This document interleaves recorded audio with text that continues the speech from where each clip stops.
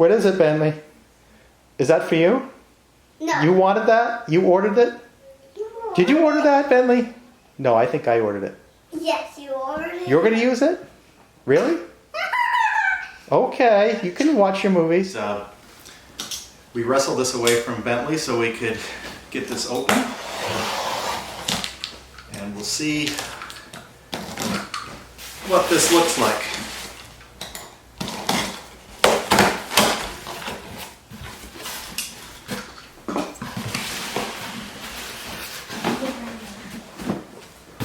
And here it is. This is the Sony UBP-X1100ES. Let's see how they've got this buttoned up here.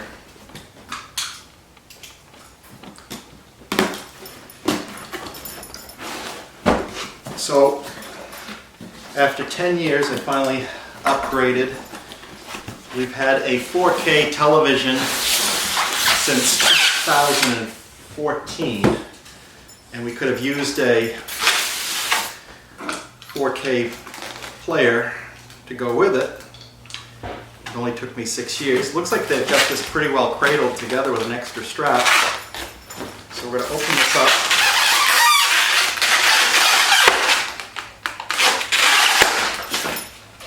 It was on there pretty good. Now here is the power cable that comes with it. Removal of the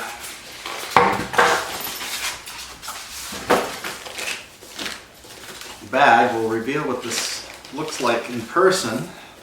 I've only seen one of these online. And there it is. There's the manual, and what fell on the floor here is the batteries that go, what I'm assuming is a remote that they stuff in the end cardboard. But I think, well, this is pretty heavy. Welcome back to the Ripewave audio community, where we explore together all types of home audio systems from hi-fi to home theater. My name is John, and for this video, I will give you my first impressions of the Sony UBP-X1100ES Ultra High Definition Universal Blu-ray Player. Now this unit arrived a couple days ago. I selected the X1100ES after an exhaustive shopping exercise where I compared the attributes of the models available in my market against a selection criterion based on my wish list. That process was documented in the last two Ripewave audio videos entitled Shopping for a UHD Player Parts 1 and 2. I have provided the links and the playlists to those for your convenience. What struck me first when I unboxed the unit was its weight.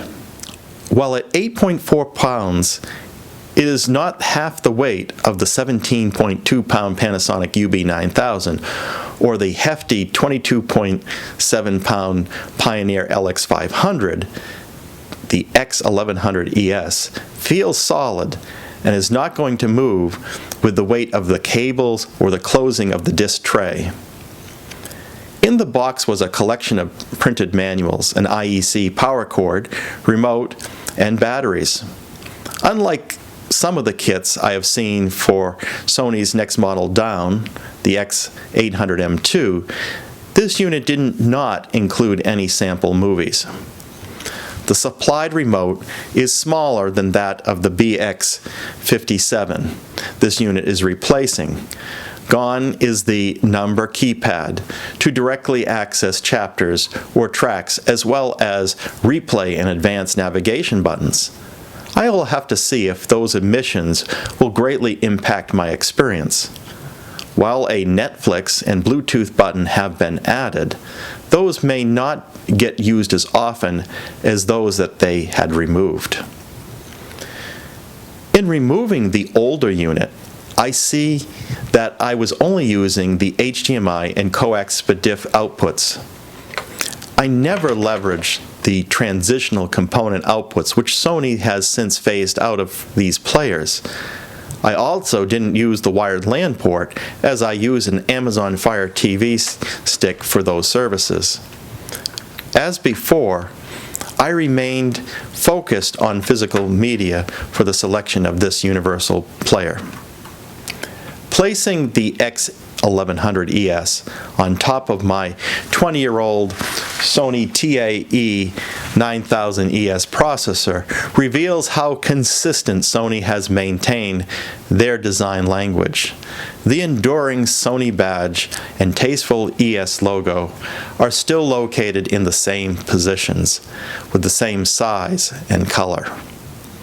My Sony AV processor looks new again by association. Of course, the true age is revealed on the functional side and is due for replacement as well. As the X1100ES sits a notch higher in Sony's line than my outgoing player, it is no surprise that its appearance outclasses the 4.5-pound BX57. Now, the BX57 slides around easily with only 2 rubber pads on the front, nothing in the back, versus the 4 round rubber feet on the X1100ES. Overall, the X1100ES is a much better match for the caliber of components and style I want to use in my system. Granted, top-tier players such as the Pioneer LX500 and the Panasonic UB9000 have a more audiophile appearance. I feel that the X1100ES blends in perhaps better with my current aesthetic, almost an extension of the AV processor. I simply reused the old cables from the BX57. While the Sony manual recommends an HDMI cable designed for UHD bandwidth requirements, let's just see if it works. While there is some debate around cables, my feeling is if the display is stable, the HDMI cable is good enough. Turning on the X1100ES further reveals Sony's design consistency. The dotted display text matches the 9000ES font and color as well. So glad Sony has a front display on this model, something they left out of the less expensive X800M2. Turning on the power also invoked the HDMI CEC, or Consumer Electronics Control, as that action also turned on my Sony UHD television. From there, the setup process began. The on-screen display is clean. The easy setup process was, well, easy. A software update was found, and I accepted the network update from version M46.R.0050 to M46.R.0052. Alternatively, I could have updated from a USB storage device. According to Sony's support site, version .052 is 187 megabytes in size and was released on February 13th, 2020. No release notes are provided, so I'm not sure what fixes or enhancements this update gives me. I'll just hope it's a step forward. The update was complete after a little more than 5 minutes. At this point, I could manually adjust the configuration to my preferences. However, I will just pop in a few discs to see if it's functional at this point. I started with an ultra-high definition 4K disc. Video displayed, and my 4K SDR Samsung TV reported the signal as 24p UHD. And as long as I had 7.1 audio track selected, the AV processor detected surround sound. Perfect. The picture was crisp. Now I'll need to conduct an A/B test with the old player to fully appreciate the difference. The one thing I do know is that the HDMI cable is up for the task. Pushing eject while the movie was playing released the tray quickly, roughly 7 seconds, which is much faster than my older players. Another criterion appears to have been met. Now on to Super Audio CDs. SACD was instantly detected as such.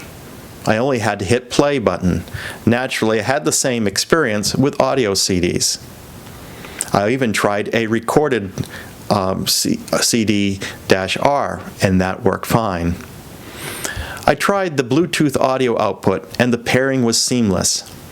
While I could configure simultaneous playback of Bluetooth with HDMI through the configuration, the SPDIF output is disabled when connected to Bluetooth. Netflix and Amazon Prime streaming services connected without an issue, with signals fading my devices in UHD 60p, upscaled in some cases, and surround sound. While I will save my critical listening comparison for later, there is one audible difference I want to note at this time: the noise of the player itself. Once the tray is closed, the X1100ES is very quiet. Even when placing my ear to the chassis, I could not hear the drive mechanism. The BX57, on the other hand, is very noisy. Not only could I hear the laser moving during initial disc reads and track changes, I can hear a hum from the rotational motor. The fast load and eject times and the quietness of the X1100ES alone make the $500 price worth the investment. The introduction of UHD disc support and a few other perks like Bluetooth, this unit is meeting expectations. While I'll be conducting a more in-depth review, we are certainly off to a great start, and this is likely to become a recommended player. If you also own a Sony X1100ES, I'd be interested in hearing your feedback.